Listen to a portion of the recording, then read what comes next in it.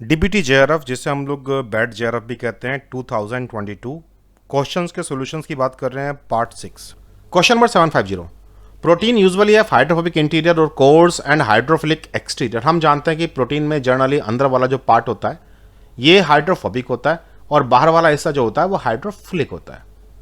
लेकिन अगर मुझे कोई एक प्रोटीन ऐसा मिला जिसमें हाइड्रोफोबिक पैच दिखाई दे रहे हैं उसके बाहर के सरफेस पर, मतलब ऐसा प्रोटीन जिसमें बाहर की तरफ मुझे हाइड्रोफोबिक रीजन दिखाई दे रहे हैं, तो इसका मतलब क्या है? The protein is unstable, structure protected was done wrongly, it could be part of a multimeric protein complex, it is DNA binding protein. तो देखिए साहब, जब भी कभी हमारे सामने ऐसा क्वेश्चन आए तो उस क्वेश्चन को सीधा नेगेटिव में लेके मत जाओ। भाई कुछ भी हो सकता है, लेकिन अगर आपके पास प्रोटीन पूरा अवेलेबल है और आपके उसके सरफेस पर दिखाई दे रहा है, मतलब कन्फर्मेशन में, और फिर आपको सरफेस पर दिखाई दे रहा है कि हाइड्रोफोबिक रीजन्स हैं, तो पॉसिबल ये वो जगह है जहां पर कोई दूसरा प्रोटीन अटैच करता होगा अपने हाइड्रोफोबिक सरफेस की वजह से।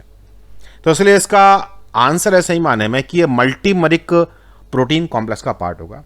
जब कभी दो प्रोटीन्स आपस में इंटरेक्ट करते हैं अच्छे तरीके से, तो हमने पाया कि वहां बीच के हिस्से में ऐसी एबिलिटी होते हैं कि पानी को खिसका सकें, वहां से रिप्लेस कर सकें, और ये तभी पॉसिबल है जब हाइड्रोफोबिक हाइड्रोफोबिक इंटरेक्शन हो। क्वेश्चन नंबर 750, आंसर है 2999। अब है क्वेश्चन नंबर 674। एड्स, हम जानते हैं बीमारी का नाम है एक्वायर्ड इम्यूनोडेफिशिएंसी सिंड्रोम, और इसे ह्यूमन रेट्रोवायरस कोज करता है।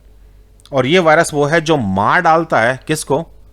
CD4 पॉजिटिव टी लिम्फोसाइट को, जिसे आप टी हेल्पर सेल भी कहते हो। और इम्यून सिस्टम में टी हेल्पर सेल जनरल की तरह है। जैसे जनरल का काम होता है पूरे अटैक को कोऑर्डिनेट करना, खुद लड़ने नहीं जाता, वो दूसरों को रेडी करता है कि भाई जाओ कमांडोज वहां जाओ, अल्फा टीम वहां जाएगी, बीटा टीम वहां जाएगी।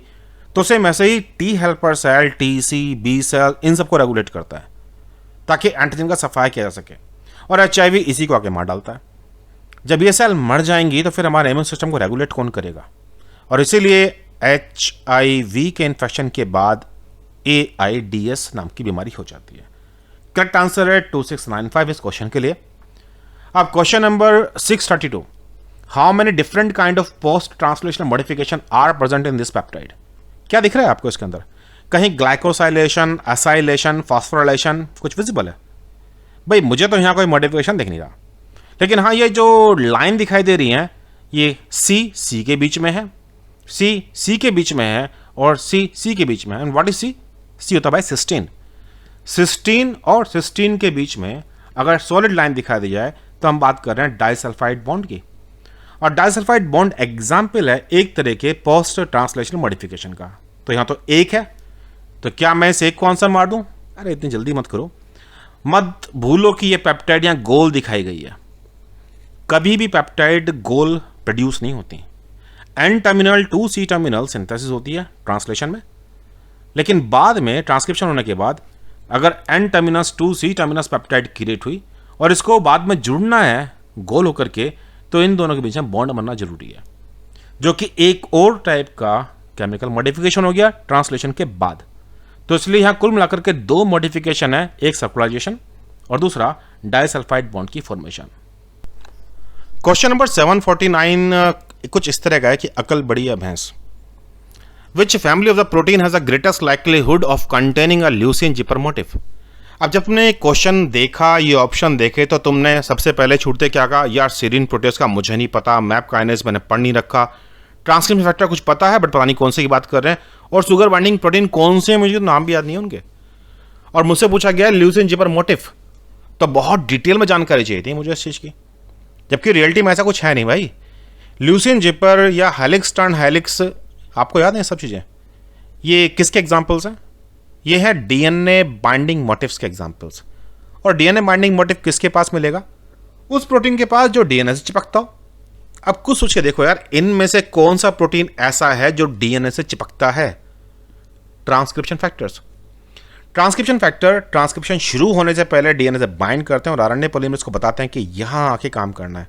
तो ऑफ कोर्स यही इसका आंसर होना था 2995। इसके लिए तुम्हें यह नहीं पता होना चाहिए कि सीरीन प्रोटीज में ल्यूसीन जिपर है या नहीं, मैप काइनेज में है या नहीं, तुम्हें केवल यह पता होना चाहिए कि इनमें से कौन सा डीएनए से बाइंड करता है। और नो डाउट ट्रांसक्रिप्शन फैक्टर अगर लिखा हुआ है तो क्लियर कट है। Question number 665। Which one of the following property of naturally occurring D amino acid is incorrect. अब डी अमीनो एसिड का कभी जिक्र सुना है आपने? याद होगा तुम्हें, हम लोग बात करते हैं भाई gram negative gram positive bacteria में पेप्टाइडोग्लाइकन नाम की चीज पाई जाती है सेल वॉल, जिसमें नेग और नैम ये जुड़े होते हैं कार्बोहाइड्रेट्स, और इन कार्बोहाइड्रेट्स की चैन को आपस में क्रॉस लिंक करने के लिए पेप्टाइड्स के क्रॉस लिंकिंग ब्रिज बनते हैं। यहां पर 5 अमीनो एसिड या 6 अमीनो एसिड हो सकते हैं, और इन अमीनो एसिड में से कई सारे amino acid D amino acid होते हैं।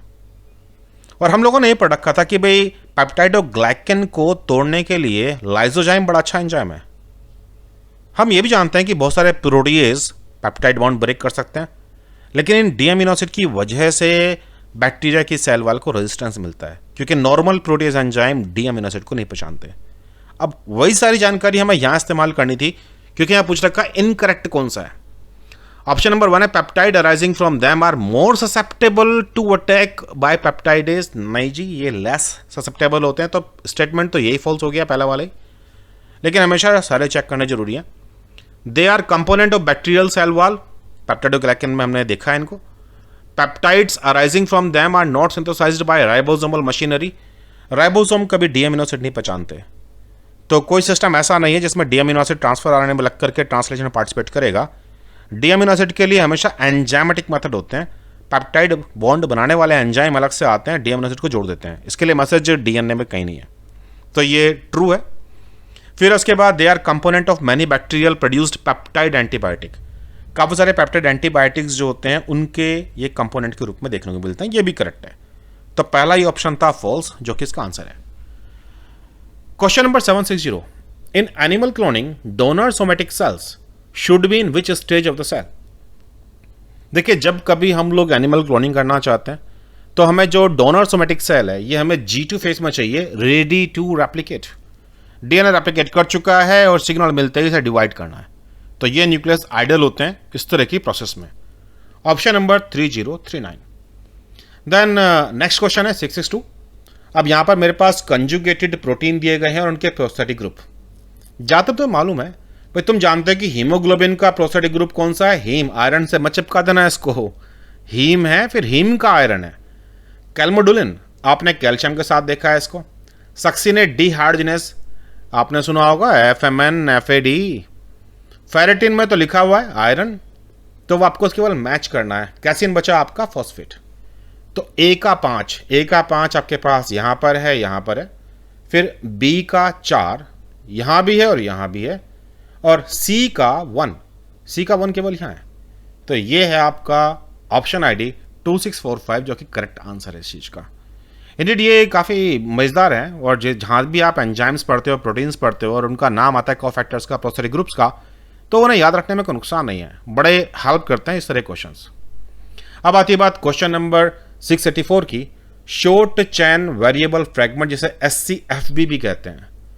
तो देखिए, जब हम एंटीबॉडी का जिक्र कर रहे होते हैं तो हमने ये तो पढ़ रखा है कि एंटीबॉडी के इस पार्ट को FC कहते हैं, इस वाले पार्ट को FAB कहते हैं, लेकिन इसी वाले पार्ट में वेरिएबल्स हैवी चैन के और लाइट चैन के, और कांस्टेंट हैवी चैन का और लाइट चैन का। हैवी चैन का फर्स्ट कांस्टेंट यहां होता है। लेकिन जब मैं बात कर रहा होता हूं SCFV, तो हम क्या कर रहे हैं, इन दोनों पार्ट्स को तोड़कर निकाल लेते हैं।